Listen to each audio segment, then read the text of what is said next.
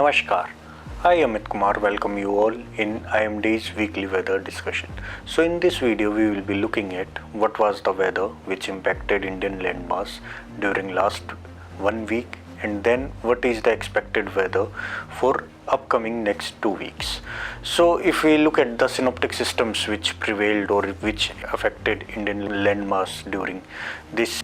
week, then you can see that there was a series of WDs, then there were many troughs in lower tropospheric levels, and then there were many low level circulations, and as a result of all these systems, if we talk about heavy rainfall, then in this map you can see that heavy rainfall was observed on many days over South Peninsular India, mainly over Tamil Nadu and Kerala, the adjoining South Interior Karnataka, Andhra Pradesh, then on one day over Telangana and Konkan and Goa, then on one day over Bihar, Assam, Meghalaya and Arunachal Pradesh. Now if we look at thunderstorm activity, then you can see that entire South India we received thunderstorm activity during this entire week, and then some parts of central India comprising of East MP, Chhattisgarh, then over northeast regions of Assam, Meghalaya, Tripura, Arunachal Pradesh, Sikkim, and one day over Jammu Kashmir under the influence of current WD. Now if we talk about squally gusty winds, then the thunderstorms which we have seen in the last slide, they were frequently accompanied with squally winds. So in this map you can see that entire South Peninsular India and your adjoining central India, strong surface winds associated with thunderstorms, they were prevailing for this entire week over this region, and then on the thunderstorm days over Bihar, Jharkhand and northeast region also squally winds were observed. Now if we look at the hailstorm activity during this week, now in this map you can see that the hailstorm activity which has happened over this week, then the hailstorm activity happened over MP on 3rd of April, then the second hailstorm activity happened over MP on 4th of April, and on this day over Madhya Maharashtra, Marathwada and Telangana also hailstorm was observed. Then on 3 days in Assam and Meghalaya, that is on 9th of April, 6th of April and 7th of April, hailstorm was observed over Assam and Meghalaya also.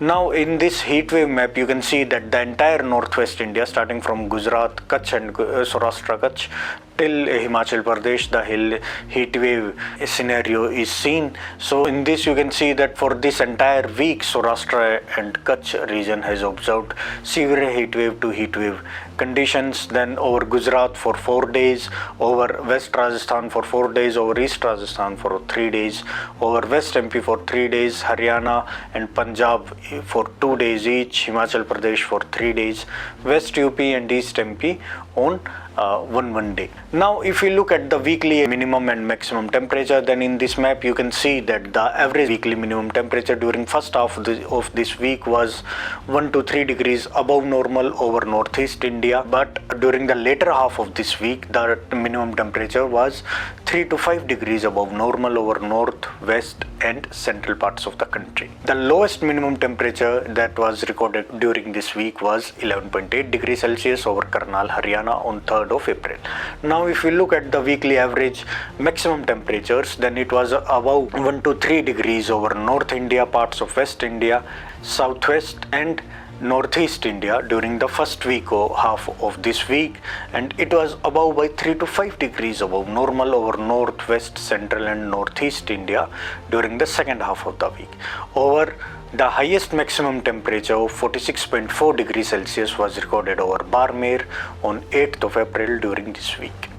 Now in this map you can see the weekly rainfall distribution during this week. So you can see that the entire South Peninsular India and adjoining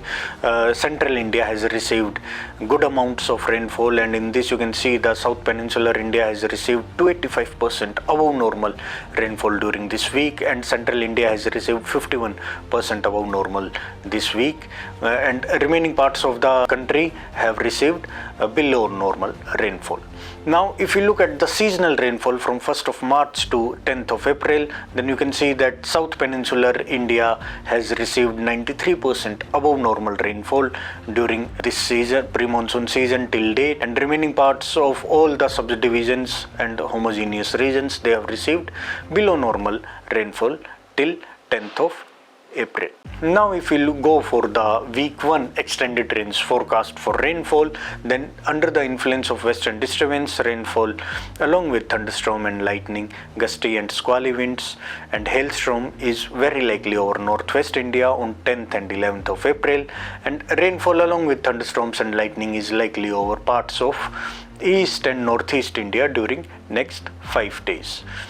For detailed information on the week 1 forecast, you can go in description where we have given in the link for today's daily weather bulletins. Now if we look at the extended range forecast of rainfall for week 2, then under the influence of western disturbance, isolated rainfall activity is expected over western Himalayan regions. Then under the influence of trough and cyclonic circulation over East India, good amount of rainfall activity is expected over northeast India and adjoining East India, and isolated heavy rainfall is also expected over northeast India during some days of week 2. Light to moderate rainfall will continue over South Peninsular India or during some days. Now if we sum up for week 2, then normal to above normal rainfall is along with thunderstorm and lightning is likely over many parts of east and northeast India and South Peninsular India during